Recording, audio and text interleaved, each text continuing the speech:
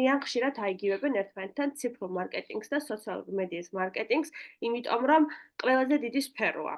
რეალურად სოციალური მედიის ირგვლივ ტრიალებს ყველაფერი. ანუ სოციალურ მედიაში რომ მარკეტინგს აკეთებ და რეკლამას უშვებ, იმით სულდგმულობს ესე ვთქვათ ყველაფერი. იგივე საიტი, იგივე იმეილი და ასე შემდეგ ყველგან სოციალური მედიიდან უშვებთ რეკლამას. საიტზეც თუ შეხვდებით ხოლმე ამა თუ იმ კომპანიის ბანერს რომ ამოვარდება, ან პატარა ვიდეო ჩანაწეს X-ით რომ ვთავთ ხოლმე, ხო იცით, ეს ყველაფერი მოდის სოციალური მედიიდან. იმ ads მენეჯერიდან, რომელსაც ალბათ უკვე ხსმენიათ, ზუსტად იქ ჩაშვებული რეკლამები ვრცელდება ვირუსულად მთელ ინტერნეტში. არა მხოლოდ სოციალურ მედიაში. შესაბამისად, სოციალური მედიის მარკეტინგი იქნება ჩვენი მთავარი მოდული, იმიტომ რომ რეალურად მის ირგვლივ ვისწავლეთ ყველაფერს, ხო? გავაგრძელოთ.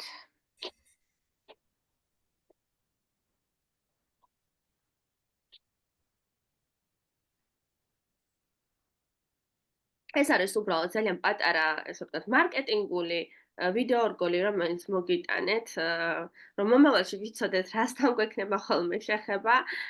ძალიან პატარა, ესე ვთქვათ, ვიდეო ჩანაწერი, რომელიც მოდით კიდევ ერთხელ გადავახვევ უკან, რომელიც ძალიან, ესე ვთქვათ, ნათლად გვიჩვენებს რა მხელა ძალა აქვს ციფრულ მარკეტინგში გაკეთებულ რეკლამას. ნუ ეს არის, რა თქმა უნდა, ზოგადი შაბლონი, ჩვენ რა თქმა უნდა მსგავსი რეკლამები და არა მხოლოდ ესეთი, ხო, ანუ ვიზუალური ეფექტის შემცველი და ასე შემდეგ, ძალიან ბევრ რეკლამასთან გვექნება შეხება, მაგრამ რეკლამის გაკეთებამდე აუცილებლად ვისწავლით კონტენტს, კრეატიულ მარკეტინგს, ძალიან ბევრ საინტერესო რამეს, რომ ყველაფერი, ესე ვთქვათ, შევაჯამოთ გონებაში და შემდეგ ვისწავლოთ ამ ყველაფრის რეკლამაზე მორგება. ეხლა მოდი მე თქვენ ჩამოგითვლით ზუსტად იმ თემატიკას, ასეთი ფორმატი ექნება ხოლმე ჩვენს ვებინარს, ნებისმიერი ვებინარი იქნება ეს workshop-ის სახით თუ სემინარის სახით, ყველას ექნება პრეზენტაციის ჩანაწერი, თქვენთვის რომ მომავალში როდესაც გახსნით ვიდეოს, იცოდეთ რა თემა იყო და რა განვიხილეთ იქ ზუსტად, რომ ორიენტაცია, ესე ვთქვათ, მარტივად შეძლოთ კურსის ესე ვთქვათ, სპეციფიკაში. რა არის ციფრული მარკეტინგი, რა სფეროებისგან შედგება, რა არის SMM-ი, ანუ სოციალური მედია მარკეტინგი და რა მასშტაბებს მოიცავს, სოციალური მედია მარკეტინგი მსოფლიოში და საქართველოში და კარიერული პერსპექტივები.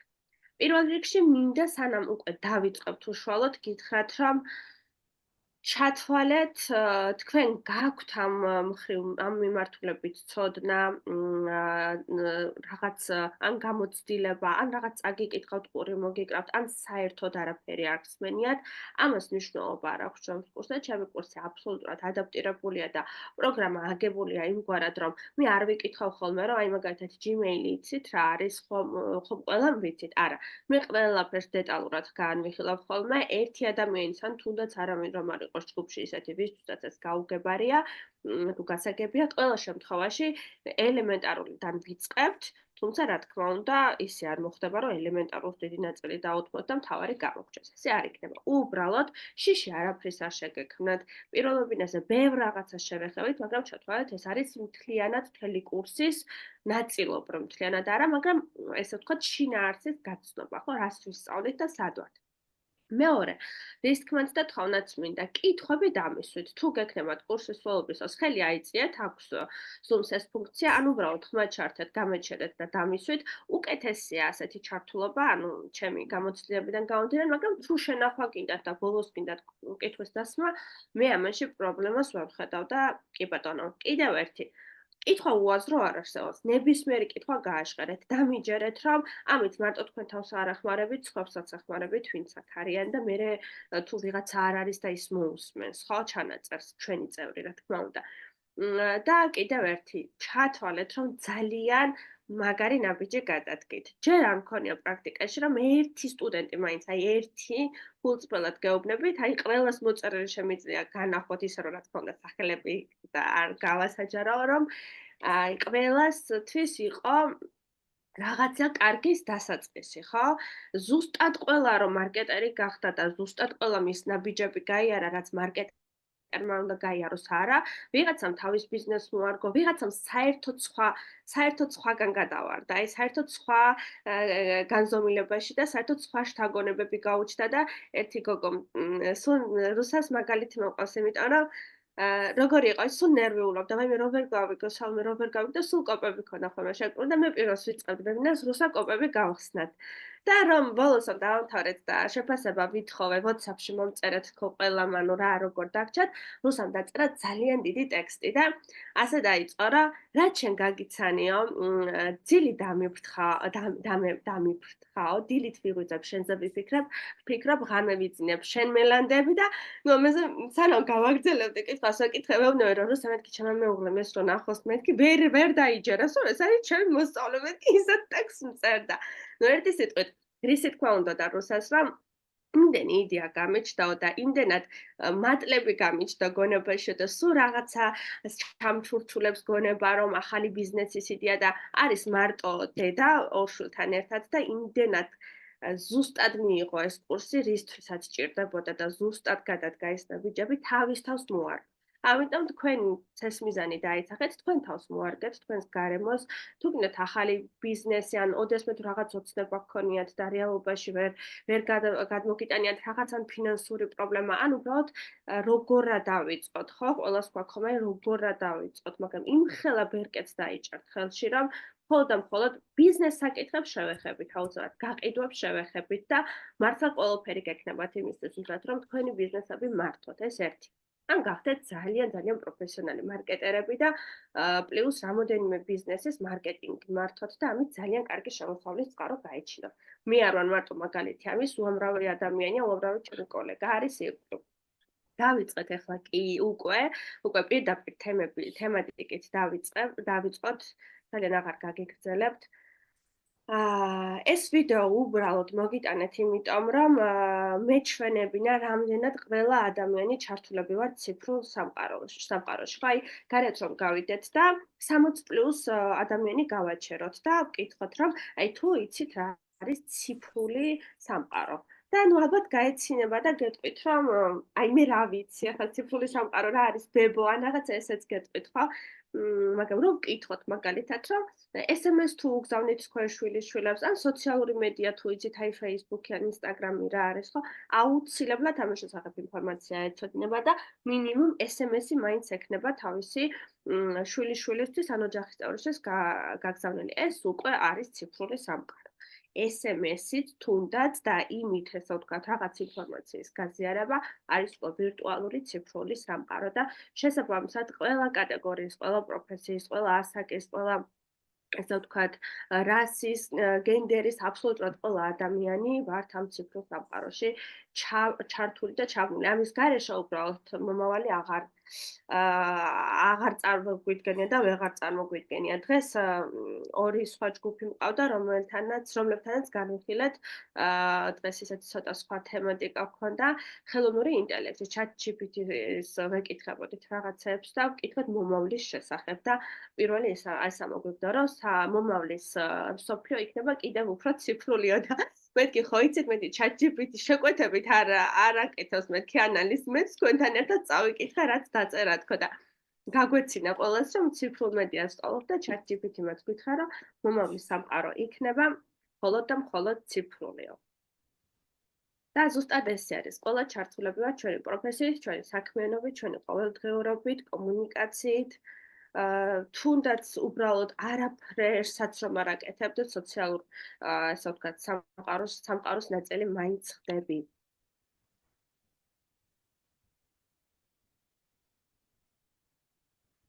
ხო. ეხლა ციფრული მარკეტინგის ზოგადად მთავარი წესი რა არის და ზოგადად მარკეტერები სწორად როგორ დგამენ ნაბიჯებს და სწორ სტრატეგიებს როგორ ისახავენ, ხო? თავარია, როდესაც ჩვენ ვფიქრობთ, რომ რაიმე სტრატეგია დავისახოთ, ან რაღაც კონკრეტულ კონტენტზე ვმუშაობთ, ან რეკლამაზე ვმუშაობთ, სწორი შეთავაზება უნდა გავაკეთოთ სწორი ადამიანისთვის, სწორ დროს და სწორ ადგილას. აი, რაც არ უნდა რაღაც მარტივად და პრიმიტიულად მოგეჩვენოთ ეს გამონათქვამი, აი მე-15 ვებინარზე რომელსაც წაიკითხავთ, საერთოდ სხვაგვარად შეხედავთ. იმიტომ რომ სწორი შეთავაზება არის ზუსტად ჩვენი ძლიერი მხარე. მარკეტერს შეუძლია ზუსტად რომ სწორი შეთავაზება, სწორი კრეატივი, სწორი ტექსტი, სწორი ფოტო, ვიდეო, თი გადმოსცეს ბიზნესის სათქმელი. სწორი ადამიანისთვის, ანუ ეს არის ზუსტად ის ჩვენი სამიზნე აუდიტორია, რომელსაც ცალკე ვისწავლით. რა არიან, ვინ არიან ეს ადამიანები, უпростоრად რა ჯგუფია, ხო? რატომ ვირჩევთ კონკრეტულ სამიზნე ჯგუფს და არა მთლიან აუდიტორიას? რა უპირატესობა აქვს ასე აუდიტორიის დაყოფას? აბსოლუტურად ყველაფერს ვისწავლით. სწორ დროს. ეს თუ გინდათ პირდაპირ მიიღეთ, თუ გინდათ რაღაცა ძალიან განაზოგადეთ, იმასაც კი მნიშვნელობა აქვს სოციალურ მედიაში ბიზნესი როდის გამოჩნდება, რომელ დღეს, კვირის რომელ დღეს, რომელ საათზე გააკეთებ კონტენტს ან პოსტს გაამზადებ, რეკლამას რომელ საათზე ჩავშობ, ყველაფერს აქვს თავისი დრო.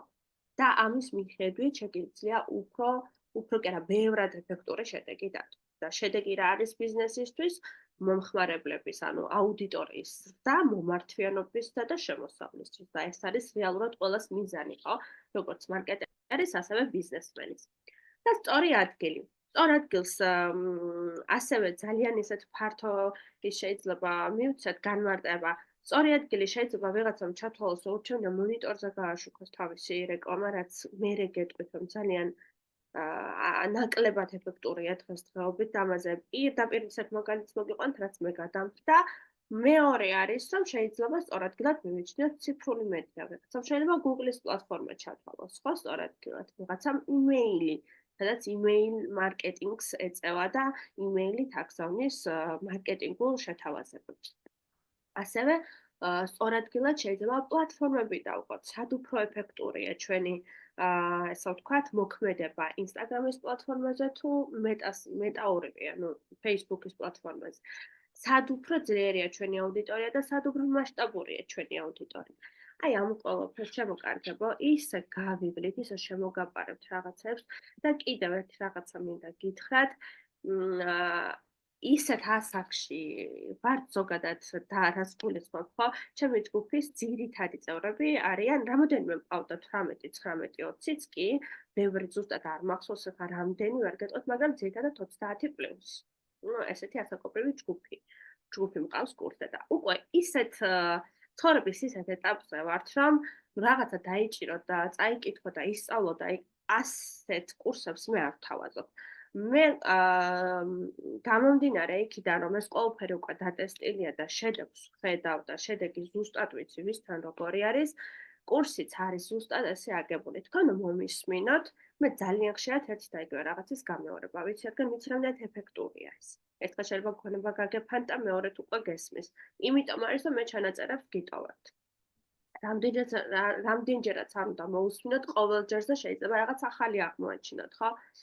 ამიტომ რა მინდოდა მე თქვა, რომ არავითარ შემთხვევაში არ იფიქროთ ის, რომ რაღაცა არ იქნება ეფექტური და თქვენ მხოლოდ მოისმინოთ. არ გჭირდებათ კონსპექტები.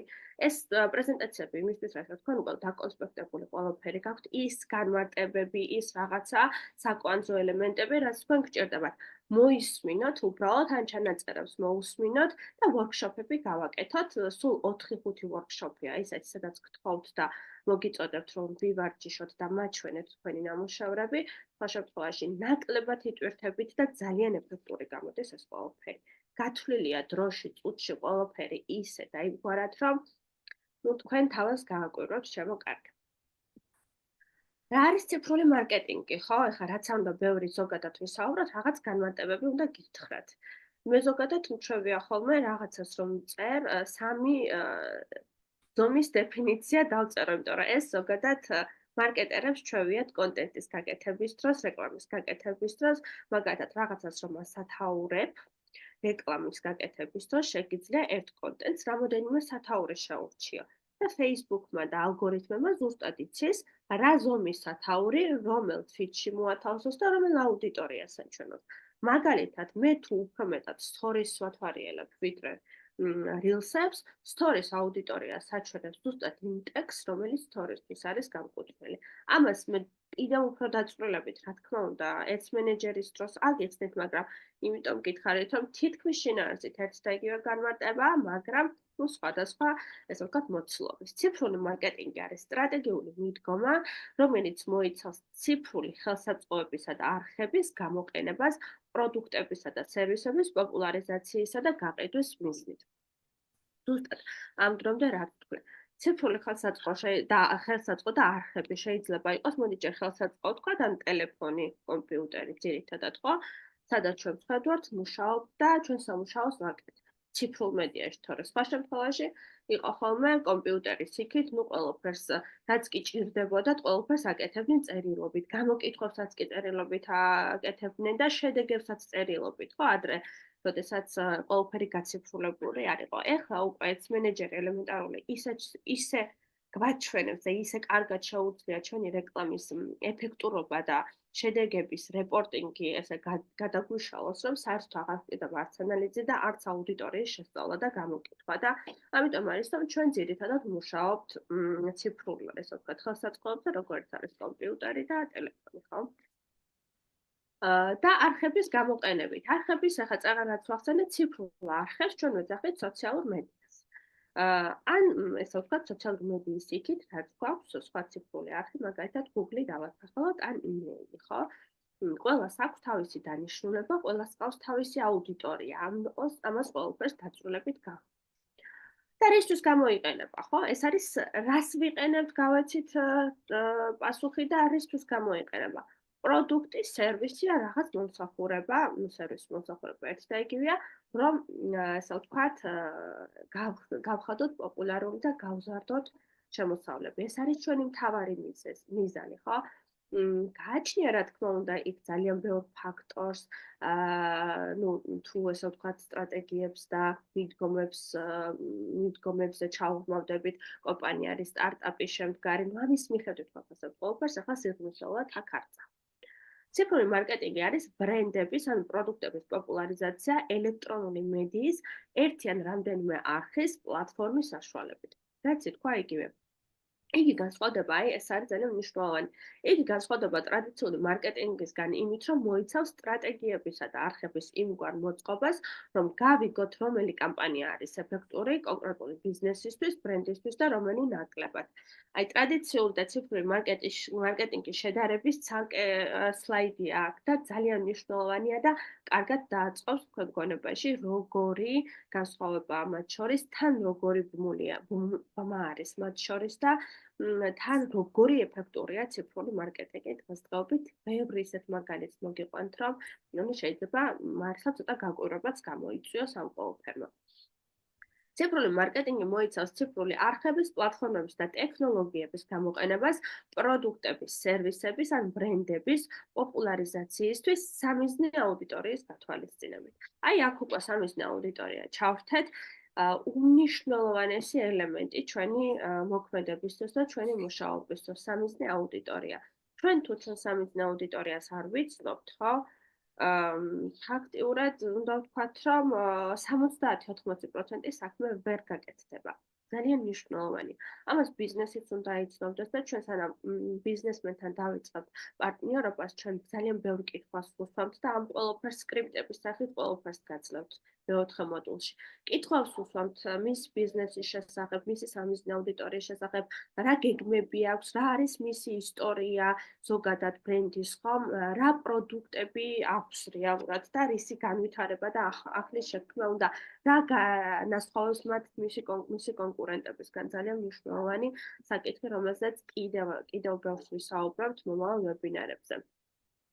ამ კითხვას რომ ვუსვამთ, ჩვენ აუცილებლად უნდა ვიცოდეთ ეს ბიზნესმენისგან, იმიტომ რომ ჩვენი ანალიზის შემდეგ მოვარგოთ იმ ინფორმაციას, რასაც გვეუბნება, ხო და რასაც გადმოგვცემს.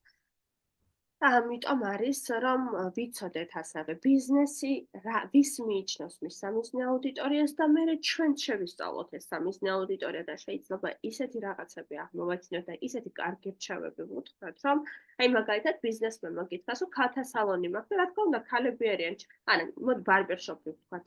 კაცთა სალონი მაქვს და რა თქმა უნდა კაცები არიან ჩემი აუდიტორია და ამ დრომდე სულ ესო მუშაობდი და ნუ არ ყოფილი ვარ ჩემი შედეგებით და მიუბრუნდი და უთხარი რა, რომ აი მე ქალბატონი ვარ და თითქმის ყოველთვის ჩემი მეუღლისთვის მოსახურებას ჯავშნი მე. მე მაგალითად ესე ვარ და ძალიან ბევრი ქალია ესე, ხო? ამიტომ წარმოიდგინე რამხელა შეცდომა დაუშვა ბიზნესმა, რომ მხოლოდ და მხოლოდ მამაკაცები მიიჩნია მის აუდიტორიად, როცა ქალების აუდიტორიაც რომ ჩართოს, ორმაგი და სამმაგი და კიდევ მეტმაგი შეიძლება იყოს მისი შემოსავალი და აუდიტორიის მომართვიანობა. როცა კაცების ცხოვრებაში ქალები ესე ვთქვათ აქტიურები ვართ, ხო და ეს ძირითადად ესია, ასე რომ ასეთი მსგავსი ხა ზუსტად ეს შემთხვევა ალბათ არ გექნებათ, მაგრამ მსგავსი რჩევები, ისეთი რჩევები გაგიჩნდებათ გონებაში, ხო, განავალდებულება გაქვთ, რომ ბიზნესმენს ბიზნეს რჩევები უთხრათ, მაგრამ იმდენად გადაჯაჭვულია ზოგადად ბიზნეს კონსულტაცია, მარკეტინგი და გაყიდვები ერთმანეთთან და იმდენ რაღაცას შევეხებით, შევადარებთ და იმდენ რაღაცაზე ვიმსჯელებთ კურსის განმავლობაში, რომ გამოგიმუშავდებათ ზუსტად ეს. რომ გასწავლით სიტყვაზე იმას, რომ როგორ ვიწყებთ სამუშაო პროცესი იმისთვის, რომ დავგეგმოთ მარკეტინგული სტრატეგია, ელემენტარული კონკურენტების ანალიზით ვიწყებთ ჯერ რომ ვიცოდეთ ვინ არის ამ ბიზნესის ირგვლივ, რა ეტაპზე არიან, რას აწარმოებენ, რა ესე ვთქვათ, ნიშნულზე არიან ასულები, რომ რაღაც საფეხურები შეიძლება ამ ყოველფრის ანალიზის შემდეგ უბრალოდ გამოვტოვოთ და დავიწყოთ ძალიან კარგი სტარტიდან. ასეთ რაღაცას ანალიზს რომ უკეთებთ ეს ბიზნესისთვის უძვირფასესი ინფორმაციაა და ყველა შთაბეჭდილების ქვეშ აღმოჩნდება ხოლმე რომ მეუბნები რომ ვიწყებთ მუშაობას კონკურენტების ანალიზით. თუმცა არა რომ შიგნით შევძრე და იმათ შემოსავლები გავიგო, ამას არც ვიკადრებ და არა. უბრალოდ რომ ვიცოდე ისინი როგორ, ესე ვთქვათ, როგორ მოღვაწეობენ საზოგადოებაში და სამიზნე აუდიტორიასთან. ციფრული მარკეტინგი მოიცავს ონლაინ მარკეტინგული აქტივობებისა და სტრატეგიების ფართო სპექტრს, რომელიც მიზნად ისახავს გაზარდოს მომხმარებელთა მიღწევადობა და ჩართულობა ინტერნეტისა და ელექტრონული მოწყობილობების საშუალებით. აი რომ ვიცი დროთა განმავლობაში როგორი თუკი ამ დრომდე ცოტა ეჭვი გეპარებოდეთ იმაში რომ ციფრული მედია, ნეტა რა არის და რა ესე ვთქვათ, რა ფუნქციას ასრულებს, აი ცოტა ხანში რამოდენიმე ვებინარში საერთოდ სხვა წარმოდგენა შეგვექმნება, მიუხედავად იმისა, რომ ყველა ადამიანი ციფრული მედიის ნაწილი ვარ, მაინც თუ რაღაცა გონია ის მარკეტინგი ვიცი რა არის, ერთი გოგო მეკითხავა, მაგრამ ციფრული მარკეტინგი ვერ მივხვდი რა არის და მეთქი ზუსტად მაგას ნახავ კურსზე რა არის და მე გავგზავნე ესე ვთქვათ კურსის აღწერილობა ეს სილაბუსი კიდე ცალკე რომ ეს ყველაფერი ენა. აი მოვედით იმ სლაიდზე, რომელსაც გეუბნებოდით, ციფრული მარკეტინგის განსხვავება ტრადიციულ მარკეტინგთან, ანუ რა განასხვავებს ამას ერთმანეთთან. და დავიწყოთ, ხო? ციფრული მარკეტინგი არის მეტად ეკონომიური, ვიდრე ტრადიციული მარკეტინგი. აი იმდენი მაგალითის მოყვანა შემიძლია, მოდით დავიწყოთ ასეთი მაგალითით.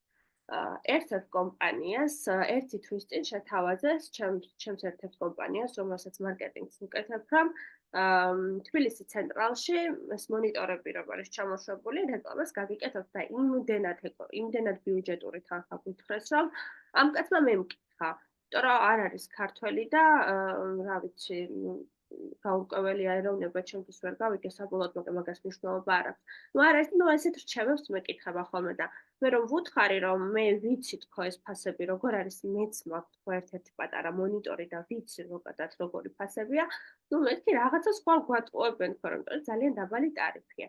ზუსტად იმის გამო, რომ ადგილი იყო იდეალური და ტარიფი დაბალი, დავთანხმდით 6 თვიან ხელშეკრულებას. როდესაც ჩაუშვეს რეკლამა, წავედი და დავიწყე დაკვირვება. 1 საათი გავატარე ცენტრალში და ანუ ყავას ვსვამდი და თან ვაკვირდებოდი აუდიტორიას დაბლობ ვუყურებდი, ვინ გაჩერდებოდა, ვინ შეხედავდა. მაინტერესებს, რომ რამდენად ეფექტურია, ხო? ძალიან უმედგაცრუებული წამოვედი. მიუხედავად იმისა, რომ ამის გამოცდილება მქონდა, იმდენად ძალიან ხალხმრავალია ზოგადად ცენტრალი და იმდენად მაინც იმედი მქონდა, რომ აქ ცოტა სხვა ეფექტი ექნება, თქო, თან მონიტორები ისეა განლაგებული, რომ გინდა არ გინდა, რომ გაივლი, თვალი უნდა მოხდეს. არავის არ შეუხედავს მონიტორზე, არც ჩვენს რეკლამაზე, არც ხვის რეკლამაზე. მე ვისაც ვაკვირდებოდი, ლიფტში ცალკე ხალხს ვაკვირდებოდი, იქ მეოთხე სართულზე, მესამე სართულზე, მეორეზე, არავინ არ იყურებოდა.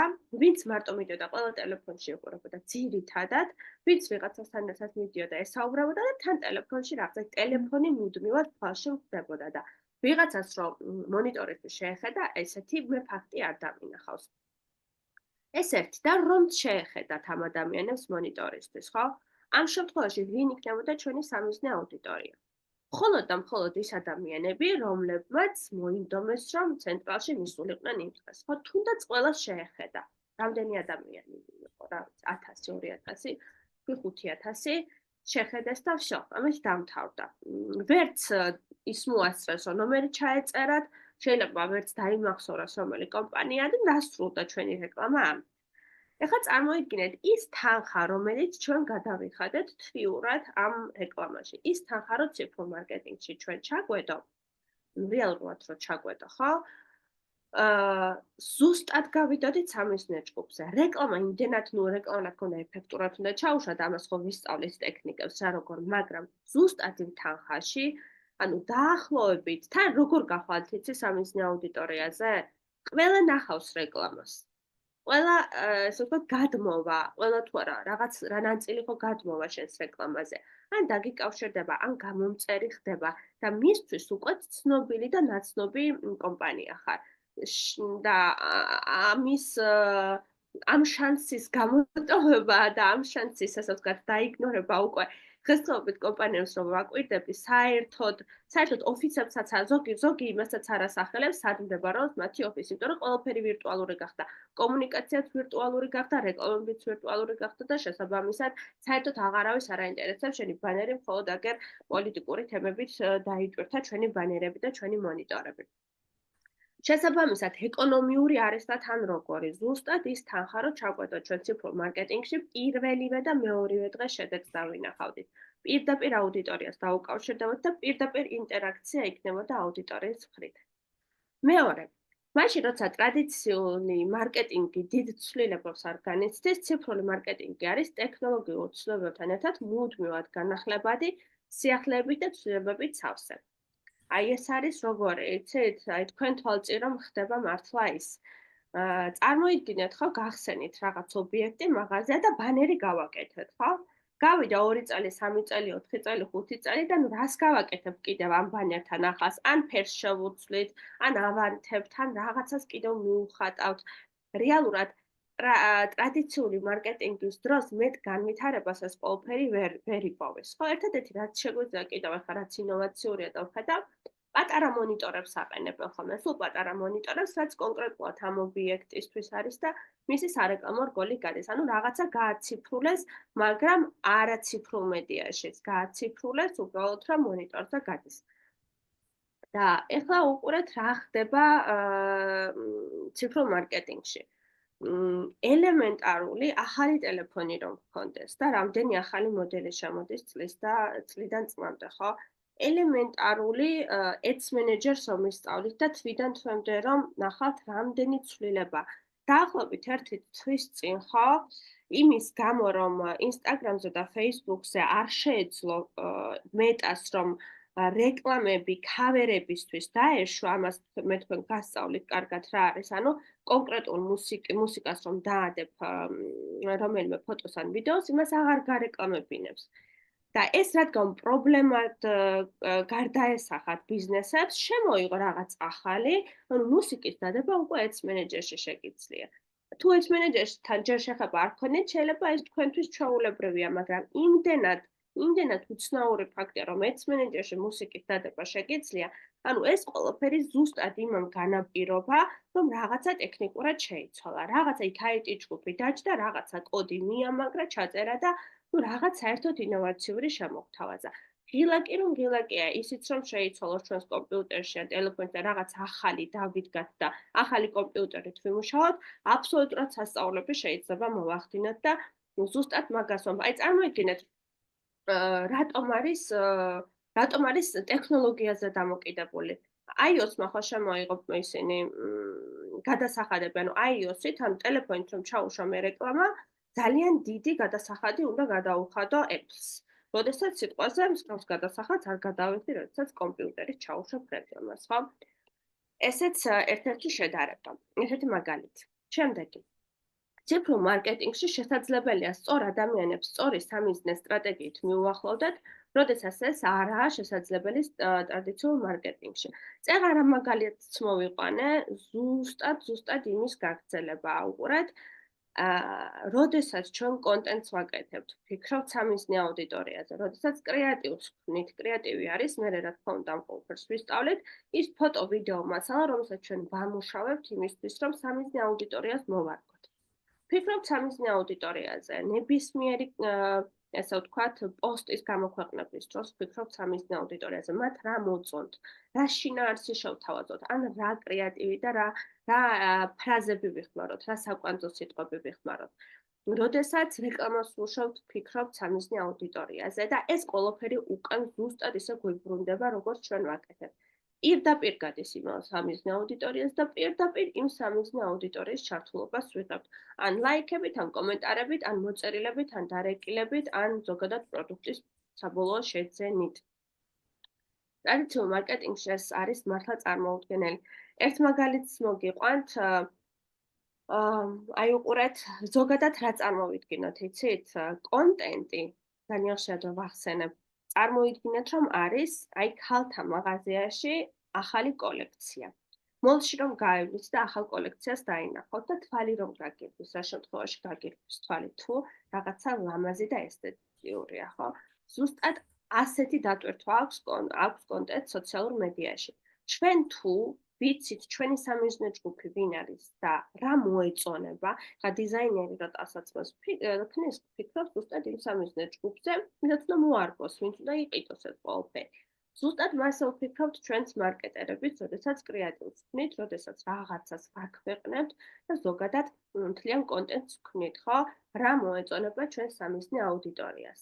თუმცა იქ რომ რაღაც ახალი კოლექცია გააკეთო და მოლში რომ მთელი შენი სამიზნე აუდიტორია შემოუშვა და გამოუშვა, ხო, იქიდან ძალიან დაბალია იმისი შანსი, რომ ბევრი შემოვიდეს მაღაზიაში, იმიტომ რომ ვიღაცა იქ გარდის არცალია და შეიძლება ბევრმა იფიქროს და მოდი ბარემ ონლაინ ვნახავ და უფრო დროში, ასე ვთქვათ, როცა მინდა ვნახავ. განსხვავებით ამისგან ზუსტად ის კონტენტი, ზუსტად ის ყველაფერი, რაც კი მაღაზიაშია, ჩვენ რო გავაციფრულოთ და სოციალურ მედიაში გავასაჯაროოთ, ჩვენ სამიზნე აუდიტორიას გავაცნოთ, ძალიან მაღალია ამ შემთხვევაში შანსი იმის, რომ პირდაპირ ხელში ჩაუდოთ მათ ის კოლექცია, რაც ჭირდებათ. ზუსტად ესე ხდება.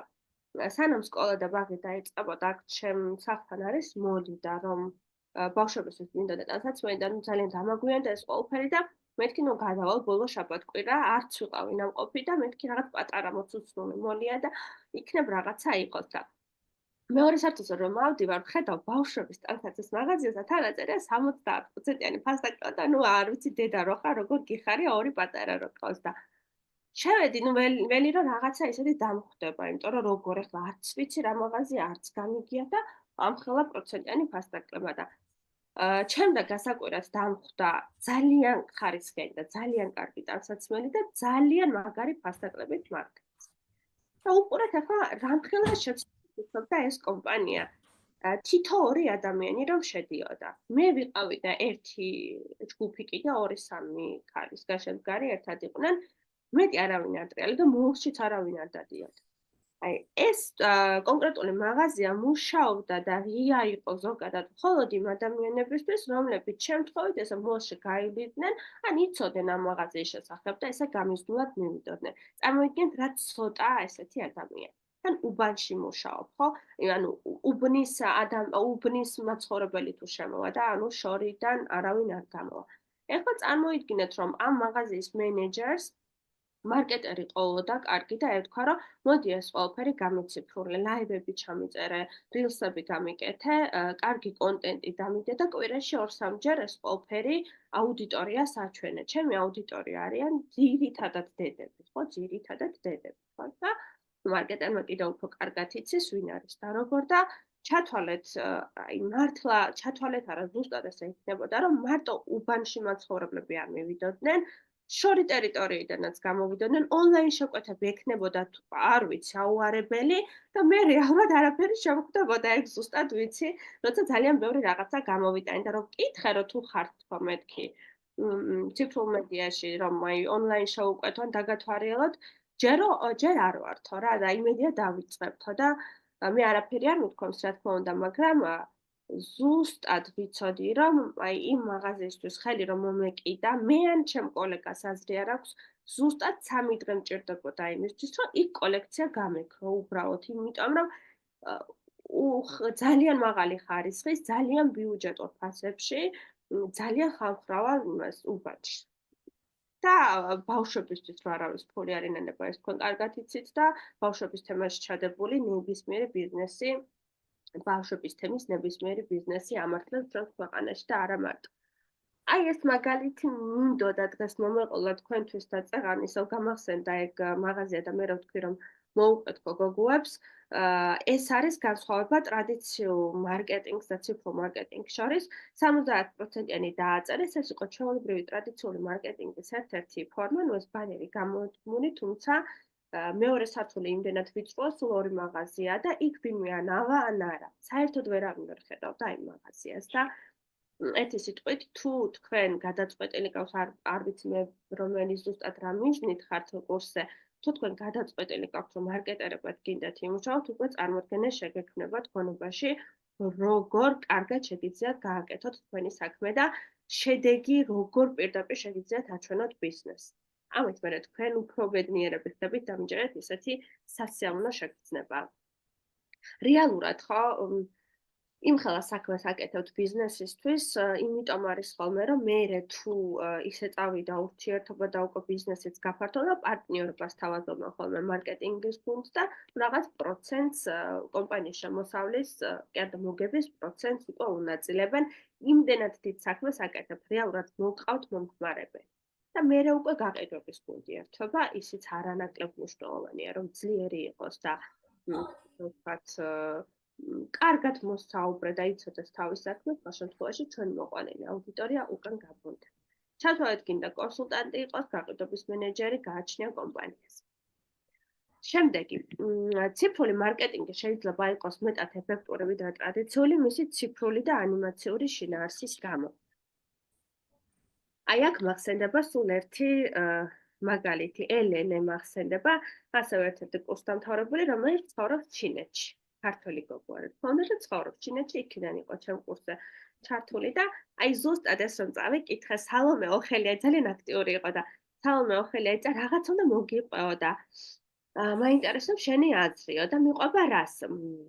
5D გამოსახულების რეკლამაზე მომიყვა, რომელიც როგორც მე ვიცი, მხოლოდ ჩინეთში და ნიუ-იორკში, ჩინეთის რომელიღაცა ქალაქში და ნიუ-იორკში ამ დრომდე ჩაეშვა, სხვაგან ჯერ არა. და 5D რომელია, თქვენ თუ გინახავთ, რა თქმა უნდა, მედიაში თორე ისე არ ვიცი რამდენად გინახავთ, ასე ზემოთ რომ დიდი მონიტორივით აყენია და თითქოს ვიღაცა აბიჯებს და ნუ რაღაცა 5D გამოსახულების რაღაც სასწაული რომ ხდება. და მიყვება ამას და მეუბნება რომ აი ამ შემთხვევაში ესო ციფრულია, ტრადიციულია, აქ ზღვარი სად გადესვა ციფრს და მარკეტინგს შორის და დღემდე მადლობას ვუხდი ხოლმე გულში ელენეს ეს კითხვა რომ დამისვა, იმიტომ რომ ძალიან კარგ ანალიზამდე მიმიყვანა. უყურეთ ახლა ჯერ პირველი იმით დავიწყოთ. ასეთი სასწაული რაღაცა ქმნილება რომ დგას და რაღაც სასწაულ მარკეტინგულ ნამუშევარს აკეთებს ვიღაცა და ვინ ვიღაცა ამასაც გეტყვით. ამ შემთხვევაში წარმოვიდგინოთ ესეთი რაღაცა. მოედანზე ხდება ეს ყველაფერი, დიდ მოედანზე, ხალხმრავალ მოედანზე, ხო? და წარმოვიდგინოთ პირველი შემთხვევა, რომ ის ადამიანები, ვინც იქ გადაადგილდებიან, ტელეფონები ჩამოვართვათ და ბანახოთ ეს ყველაფერი. რა მოხდება, ხო? ნახავენ, გაივლიან, წავლენ და ახლობლებს მოუყვებენ რაღაც სასწაული ნახეს იქ და ეგონათ რომ ვიღაცა ფეხს აბიჯებდა, რაღაცები იყრებოდა და რეალურად ეს რეალობაში ახდებოდა, იმიტომ იყო 5D გამოსახულება. ამას ვიდეოს მე თუ არ დამავიწყდა, თუ გინდა შემახსენეთ, ვნახავ და ჩაგიგდებ ზუსტად რას ვსაუბრობ. ამ შემთხვევაში წარმოიდგინეთ, როგორი მწირია საზოგადოება. ჩინეთის ერთ-ერთი ქალაქი, სადაც მოედანზე ნახეს ეს ყველაფერი და შემდეგ ახლობლებს მოუყვნენ, მორჩა.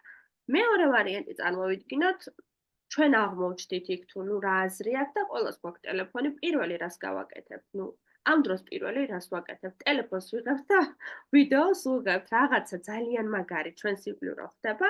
ანუ ინსტინქტურად ყველა ვიღებთ ტელეფონს და ვუღებთ ამას, რომ შევინახოთ კადრი ან გავასაჯარაოთ.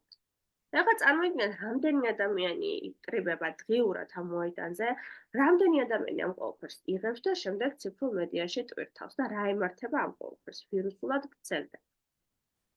ამიტომ ჩემო კარგებო, ეს ტრადიციული მარკეტინგის ამგვარი ინოვაცია და ამგვარი გიჟური ინოვაცია, რომელიც მოაწყეს, დამიჯერეთ, ისეთი ჭკვიანი ადამიანები აკეთებენ ამას, რომ არავის გათვლა არ იყო, რომ ის მოედანზე ეჩვენებინათ მხოლოდ, ყველამ იცოდა, რომ ეს ყველაფერი წამებში ვირუსულად გავრცელდებოდა და მთელი მსოფლიო ნახავდა. იმიტომ იყო, რომ ყველაზე ხალხმრავალი ადგილი აარჩიეს და იმიტომ იყო, რომ ყველაზე ბრენდული შენობები აირჩიეს, სადაც ბრენდები იყო განლაგებული. მეორე, რაც ამ დროს ალბათ და დარწმუნებულად გათვალისწინებული იყო და ჩართული იყო ამ ყველაფერში, წარმოიდგინეთ მოედანზე რა მაღაზიაც, რა დაწესებულებაც, რა ობიექტიც არსებობდა და არსებობს. ყველა ჩართულია ამ კამპანიაში. მარტო ისეთი მარტივი მიზეზით, რომ ეს ყველაფერი ხალხს იზიდავს ამ ტერიტორიაზე და ამიტომ შენ თუ იქ ხარ და იქ ობიექტი გაქვს, თუნდაც პიცერია გქონდეს, შენ ამ ყველაფრის ნაწილი უნდა გახდე. და დარწმუნებული ვარ, მთელი ჯგუფი იდგა ამ ინოვაციური ქმნილების უკან და ზუსტად ესე ხდება ხოლმე, ბევრი პარტნიორია ჩართული ასეთი სასწაულები, რომ იქნება წლიდან წლამდე, არ ვიცი, შაშა რაღაცა იყო, რომ გამაოცა, ესეც ნიუ-იორკში იყო რაღაც ინოვაციური გააკეთეს. ხო, რა გააკეთეს, იცით? ნიუ-იორკში ერთ-ერთი პატარა მოედანია, არც თუ ისე პატარა და შეგიძლიათ კონკრეტული აპლიკაციით დაუკავშირდეთ ამ მონიტორს, დაჯავშნოთ კონკრეტული დრო და დაიცა როგორ იყო წამი 15 წამი თუ არ ვდები, ჯდება $40, შეგიძლია შენი რეკლამა გაუშვა იქ. ნუ ეს რომ გავიგე, რაღაცა სახტად ვიყავ და წარმოიდგინეთ, საქართველოში ვზივარ და რაღაცა აპლიკაციით ნიუ-იორკში ერთ-ერთ მონიტორზე შემიძლია ჩემი რეკლამა გაუშვა. ესე ჩვეულებრივ, უბრალოდ იქ თარიღი უნდა დაიკავო და შესაბამისი ფორმატის ვიდეო უნდა გადააქცევნო და გაშუქდება შენი რეკლამა. ნუ რაც გინდა იქ ნიუ-იორკის აუდიტორიას უნდა გჭირდება, მაგრამ წარმოიდგინეთ როგორი ინოვაციური და როგორი, არ ვიცი, როგორი შემჭიდროვებული გახდა ყველაფერი, რომ აქედან იქ შეგიძლია ესეთი რაღაცა მოვაწყო. მოკლედ, შემდეგი ციფრული მარკეტინგის დრო შესაძლებელია მონაცემებისა და შედეგების ანალიზი და გაზომვა, რასაც ვერ გავაკეთებ ტრადიციულ მარკეტინგში გამოკითხვების გარეშე. აი ზუსტად რა ახალი კოლექცია რომ არის მაღაზიაში და გვაინტერესებს აუდიტორიის აზრი, რა შეიძლება, მივიდოთ ვკითხოთ. ან დავაყენოთ ვინმე თანამშრომელი, რომელიც ყოველ გამონებს კითხავს, რამდენად მოგეწონათ კოლექცია. რაც შეეხება ციფრულ მარკეტინგში, აი აქ ყველგან შედეგებს ვხედავთ. ელემენტარული დავიწყოთ კომენტარებით. კომენტარებში პირდაპირ ამოვიკითხავთ აუდიტორიის აზრს და მერე გადავიდეთ Ads Manager-ში, სადაც პირდაპირ რიცხვი ზის, ვის რა მოეწონა კონტენტი, კარგი გქონდა რეკლამა, კარგი გქონდა ამ ყველაფერს რიცხვებით ისე ვხედავთ, რომ რეალურად აღარ გვჭირდება არც იმ კომენტარების წაკითხვა და არც იმ, ესე ვთქვათ, შეფასებების. ესე იგი, რაც მე თქვენთვის არ მithქვამს, ვებინარის შუაში გვექნება ხოლმე 5 წუთიანი შესვენება, იმისათვის ცოტა გაიაროთ, გამოვიაროთ, ცოტა ან ყავა მოვიდგათ, ან ჩაი როგორც გენებოთ. ეხლა არის 19 წუთი, 24 წუთზე გავაგრძელებთ, ჩემოკარგებო და გადავალთ პირდაპირ შემდეგ სლაიდზე. აბა დროებით.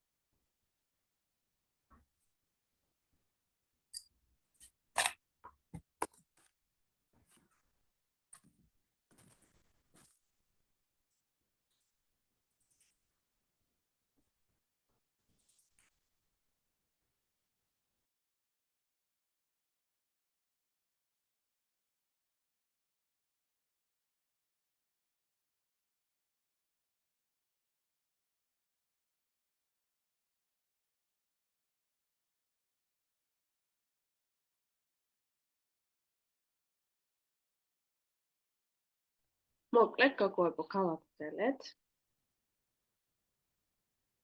ეს მე მგონი აქ ყველაფერი გასაგები იყო. თუ კითხვები გაქვთ, შეგიძლიათ დავსვათ და გავაგრძელოთ შემდეგ. კარგი. არა, ჯობია გავაგრძელოთ, მე მგონია. კი ბატონო. ესე იგი, აქ მაქვს ახლა გამოტანილი მე ციფრული მარკეტინგის სფეროები. ციფრული მარკეტინგის სფეროები ცალ-ცალკე კიდევ ვისწავლეთ. განსაკუთრებით ყურადღებას რამოდენიმეზე გავამახვილებთ, რომლებიც გამოიყენება. თუმცა არის რამოდენიმე, რომელიც ნაკლებად გამოიყენება განსაკუთრებით არა მარტო საქართველოში, ზოგადად მსოფლიო მასშტაბითაც და განსაკუთრებით საქართველოში, იმიტომ რომ აქ არის რაღაცები, რაც ჯერ კიდევ ახლა იდგამს ფერს. ზუსტად იმ დოზით მოგაწვით ხოლმე ცოტა რაც გჭირდებათ და ცოტა მეცაც.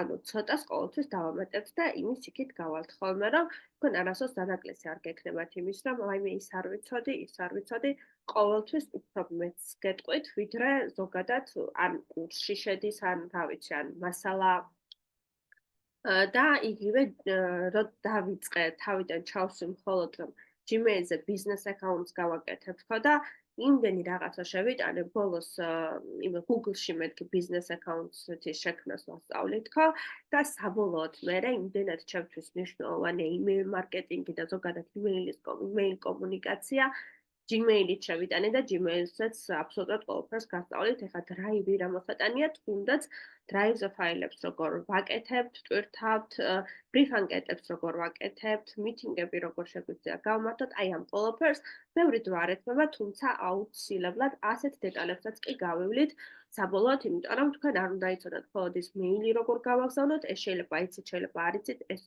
ჩემი საკითხავი არ არის. და email marketing-ი როგორ გავაკეთოთ, თქვენ ასევე უნდა იცოდეთ რა დანიშნულება აქვს ზოგადად Gmail-ს, რამდენი ფუნქცია აქვს და რამდენი კარგის გაკეთება შეგვიძლია კიდევ ამ პლატფორმით და ამიტომ არის რომ ეხლა აქ ჩამონათვალია, თუმცა ამ ყველაფერს შემდეგ ვებინარებზე ვისწავლით. პირველი საძიებო სისტემის ოპტიმიზაცია. შევეცდები რაც შეიძლება ესე ვთქვათ, მოკლედ გითხრათ, იმიტომ რომ ბევრი გვექნება ამაზე საუბარი, რა არის ეს search engine optimization. საძიებო სისტემის ოპტიმიზაცია არ არის არც პლატფორმა, არც რაღაცა ხილვადი. ეს არის ზოგადად მექანიზმი და მიდგომა. იმისთვის, რომ როდესაც ჩვენი აუდიტორია საძიებო სისტემაში ეძებს ჩვენს ან ჩვენს მსგავს ბიზნესს, ან მსგავს საკვანძო სიტყვას ჩაწერს, ჩვენ აუცილებლად უნდა გამოვჩნდეთ. საძიებო სისტემის ოპტიმიზაცია ზოგჯერ რეკლამის დახმარებით აკეთებენ ხოლმე, ანუ თუ რეკლამაში გადავიხადეთ მაგალითად იგივე Ads Manager-ით ან Google-ის რეკლამით, უფრო კიდევ ეს ალგორითმები, ესე ვთქვათ, წყალში პატივს გვცემენ და კიდევ უფრო წინ გვახოხებენ და გვაჩოჩებენ. მაგრამ არის ასევე უფასო ვარიანტებიც და რაც გულისხმობს, ზოგადად მიდგომა და დამოკიდებულება უნდა გქონდეს თითოეულ პოსტთან, თითოეულ სიტყვაზე, ჩვენ როგორც იცით, საიტის აწყობასაც სწავლობთ მე-15 ვებინარზე და საიტში სიტყვაზე რაღაცებს რომ შევიტანთ, თუნდაც სათაურებს და ტექსტებს და ბლოგებს რომ ჩავაკოპირებ, იქაც კი უნდა ვიფიქროთ, რომ რაღაც ზედმეტად მაღალფარდოვანი სიტყვებით კი არ ვისაუბროთ, ხშირად გამოვიყენოთ ის ტერმინოლოგია, რასაც ჩვენი აუდიტორია, ასე ვთქვათ, ეძებს. მაგალითად, მე თუ ციფრულ მარკეტინგზე მინდა რომ მარკეტინგთან დაკავშირებით მინდა რომ დიდი აუდიტორია მოვიზიდო, რაღაცა არ უნდა ვისაუბრო, რომ მე გასწავლით როგორ გახადოთ თქვენი ბიზნესის ზრდადი, არა მხოლოდ ტრადიციულ მარკეტინგში, არამედ იმის იქითაც. რაღაც ესეთი რომ ესე ვთქვათ, ასეთი იდეები რომ მომხარშო და გამოვაქვეყნო, დამიჯერეთ ციფრულ მარკეტინგს, ვინც მოძებნის, ვერავისთან ვერ გამომაჩენს, ხომ? ამიტომ უნდა ვისწავლოთ უპირველესად რომ ბრენდინგი სწორად გავაკეთოთ, ანუ ლოგოსთანაც სწორად ვიმუშაოთ, ლოგოებსაც ვისწავლით, რა თქმა უნდა. ლოგოსთან სწორად ბიზნესის სახელი, რაღაც ესე არ მოვიფიქროთ კი, რა თქმა უნდა, ისიც შეუძლებელია, რომ აი რაღაცა სალონს მაინც და მაინც სალონთან სალონი ვახსენოთ, ხო? მაგრამ ძალიან დიდი მნიშვნელობა აქვს, სხვა შორის Facebook-ს აქვს და არა მარტო Facebook-ს, Instagram-საც ერთ ფუნქცია, რომ nickname შეგიძლია მიაწერო. ანუ ეგ არა მარტო იმიტომ აქვს, რომ შენ განავრცო შენი სახელი, აი ზუსტად მან შეგიძლია აღწერილო პატარა ესე ვთქვათ მითითება გაუკეთო შენს ბიზნეს სახელს, რომ რა არის. მაგალითად დავარქვათ რა დავარქვათ flowers დავარქვათ, ნუ flowers უკვე მიუთითებს. რა დავარქვათ ისეთი რომ არ მიუთითებდეს არ მიუთითებ მაგალითად მელიტა დავარქვათ, რაღაც სალონს ქვია მელიტა და ნუ დავაწერთო მელიტა, როგორი კარგი სახელია ჩვენ სალონს ქვია მელიტა და ყველა გვიქებს რა მაგარია, როგორია და ვერავინ ვერ მოგდებნის ვერასდროს. თუ მაინც და მაინც მელიტა არ ჩაწერეს და ესეც შეიძლება ძალიან რთული იყოს თავიდან სანამ დიდი აუდიტორია არ გვეყოლება. ხოდა ზუსტად ეს nickname სადაც არის ჩვენ page-ის გაკეთებასაც ვისწავლეთ და გაჩვენებ. აი იქ რომ მიუთითოთ სალონური მომსახურება, რაღაც ისეთი საკვანძო სიტყვა, რასაც ხშირად აუდიტორია ეძებს, ხო? მაგალითად მე რომ მინდა რომ კარგი მასტერი ვნახო, ჩხილის თმის ან რაღაცა, მაგ სიტყვებით ვეძებ, ხო? ის Google-შია თუ სოციალურ მედიაში და ამით საშუალება უნდა მივცეთ აუდიტორიას, რომ მარტივად მოგძებროს. ანუ ჩვენ რას ვაკეთებთ საძიებო სისტემის ოპტიმიზაციას? ვფიქრობთ, როგორ ფიქრობს აუდიტორია. ვფიქრობთ სულ აუდიტორიაზე. რას ჩაწერდა, როგორ მოგძებნიდა, რა აინტერესებს, რა საკვანძო სიტყვას გამოიყენებდა. აი ის რომ უნდადეს იმ შემთხვევაში რას ჩაწერდა და ამ ყველაფერს ნებისმიერი პოსტის, ნებისმიერი კრეატივის, ნებისმიერი კონტენტის გაკეთებისას ვითვალისწინებთ. რა თქმა უნდა, არ არის საჭირო რომ ყოველჯერ ერთი და იგივე რაღაცა ვიმეოროთ, მაგრამ დარწმუნებული იყავით, რომ კონტენტი ზუსტად ეგ არის. უთხრობ აუდიტორიას რაღაცას, ყველგან ერთ რაღაცას არ იმეორებ, მაგრამ აუცილებლად ისე, ზუსტად თუ სწორად დააწყე კონტენტი, ყოველთვის ხილვადი იქნები და შეიძლება საერთოდ სხვა ობიექტის სახელი ჩაწერო, მაგრამ თქვენ გაჩვენოთ, იმიტომ რომ თქვენ ძალიან ბევრი, ასე ვთქვათ, ისეთი შინაარსის პოსტები გაქვთ და კონტენტი გაქვთ, რაც ამ საკვანძო სიტყვას უკავშირდება. ზუსტად ეს არის საძიებო სისტემის ოპტიმიზაცია, რომელთან დაკავშირებითაც ცალკე კურსებია და რატომაც არა მშვენიერია ცალკე კურსები, თუმცა ამისთვის ცალკე კურსი ნამდვილად არ გჭირდება. შეიძლება Google-ი ან რაღაცა ცალკე კიდე ისწავლო, მაგრამ საძიებო სისტემის ოპტიმიზაციისთვის ცალკე კურსი ნამდვილად არ გჭირდება. სოციალური მედია მარკეტინგი ჩვენი მთავარი მოდული, ამას ნამდვილად არ გავავრცობ აქ, იმიტომ რომ შემდეგ სლაიდებში გიყვებით ბევრს ამის შესახებ. თითო დაწყებულებით გადახდეს რეკლამა, ეს რეალურად არის როგორ გითხრათ, მეთოდია ესეც და რას ნიშნავს? პირდაპირ დაკავშირებულია Ads Manager-თან, იმიტომ რომ Ads Manager-ი გვაძლევს იმის საშუალებასაც, რომ ჩვენ წინასწარ სტრატეგიაში გავითვალისწინოთ შედეგი. შეიძლება ეხლა თქვენთვის ცოტა რთულად ჟღერს, მაგრამ Ads Manager-ში ამ ყველაფერს ისე გაგიშლით, რომ გაგახსენებათ კიდევაც, რომ აი იქ რომ ახსენა სალომე. რას ნიშნავს, რომ წინასწარ შეგვიძლია სტრატეგიაში შედეგი ჩავდოთ?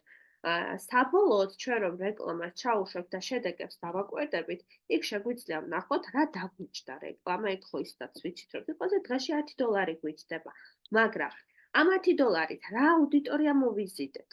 თითო რეკლამაზე გადმოსვლა, ანუ კლიკის ფასს ეძახიან, დაკლიკება რა დაგვიჭდა? რაც უფრო იაფი დაგვიჭდა, ჩვენთვის კარგია, ანუ დიდი აუდიტორია მოსულა, ხო? ამ ყველაფერს კარგად ვისწავლეთ. უბრალოდ მინდოდა ეხა ეს გამეშალა რა არის და ამიტომ Ads Manager-ი გვაძლევს ზოგჯერ იმის საშუალებას, რომ ჩვენ წინასწარ ჩავწეროთ, რას ვისურვებდით, რომ ჩვენი რეკლამის ფასი ყოფილიყო. რეკლამის ფასში გულისხმობ თითო დაწოლის ფასი. ამ სტრატეგიას არ ვიყენებთ და გეტყვით მე Ads Manager-ში რატომაც არ ვიყენებთ, იმიტომ რომ ეგ არის ალგორითმების არევა. ალგორითმებს რაღაც წილით ძალიან დიდი თავისუფლება უნდა მივცეთ და რაღაც წილით ცოტა გაურკვევლობა დაუტოვოთ. მაგალითად, იმიტომ არის, რომ Ads Manager-ში ჩვენ რეკლამის დასრულების თარიღს არასდროს არ ვუთითებთ. იმიტომ რომ იქ თუ მიუთითო, რომ თქვენი რეკლამა გინდა საერთოდ ჩაიქნება შენს ხელს, ნუ ეს ცოცხალ არსებობად მოვეხსენიებ ხოლმე. მართლა ესე, იმიტომ რომ იქ მერე გიწევსო 4 დღე მინიმუმ გინდა რომ ეფექტური იყოს შენი რეკლამა, იქ ბიუჯეტს გიკონტროლებს. არასდროს არ ნიშნავს რეკლამის დასასრულის თარიღს. რეკლამას ვთიშავთ ხელით. ნებისმიერ დროს შეგვიძლია ერთ წამს რომ ჩაუშვათ, მეორე წამს პირდაპირ გავთიშოთ. ამიტომ არის რაღაცეები, სადაც აი ესეთ რჩევებს მოგცემთ ხოლმე. შემდეგ email მარკეტინგი არის ძალიან მაგარი საშუალება და იმეილს თუ ხმარობთ, ალბათ შეიძლება მოგსვლიათ რაღაც შეტყობინებები. ვიღაცა რაღაც კურსზე გეპატიჟებათ, ვიღაცა რაღაც შეხვედრაზე, საჯარო შეხვედრაზე, ვიღაცა, რა ვიცი, რაღაცა ახალ შემოთავაზებას გაძლევთ. საქართველოში ძალიან ნაკლებად იყენებენ სხვათა შორის და არის უეფექტურესი და რატო? მეილს უფრო გახსნით და წაიკითხავთ დღესდღეობით, ვიდრე მესენჯერის მოწერილს და ვიდრე SMS-ს. იმიტომ არის, რომ მობილ მარკეტინგი დღესდღეობით დიდად ესე ვთქვათ, ჭრის. თუმცა მაგალითად მე აფთიაქებიდან რომ მომდის ხოლმე შეტყობინებები, ზოგჯერ გავხსნით, რომ მაინტერესებს ბავშვების პროდუქციაზე ხომ არ აქვს რაღაცა კარგი ფასდაკლება ან რაღაცა. ეს ზუსტად ეგ არის მობილ მარკეტინგი, როდესაც SMS-ებით მიიღებ რაღაც ფასდაკლებაზე, რაღაც სიახლეზე ინფორმაციას. ზუსტად მსგავსად ხდება იმეილით, უბრალოდ იმეილის მერე გესაუბრებით ამაზე ძალიან ვრცლად, იმდენად პერსონალიზირებულია და იმდენად მაგარია იმეილ მარკეტინგი.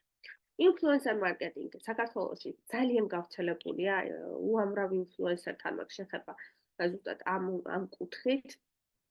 თუმცა ცოტა ყველაზე რთულად საკომუნიკაციო ადამიანები, გარეთ ცუდი ტიპები, არა, კარგი ტიპები არიან, უბრალოდ ძალიან ისეთ თანხებზე გადიან, რომ ცოტა ძალიან არარეალისტური არის ხოლმე 24 საათიან სთორის რეკლამაში იმხელა თანხას გთხოვენ, რომ შეიძლება იმდენ შენ მარკეტინგულ მომსახურებაშიც არ იყებ თვეში, ხო?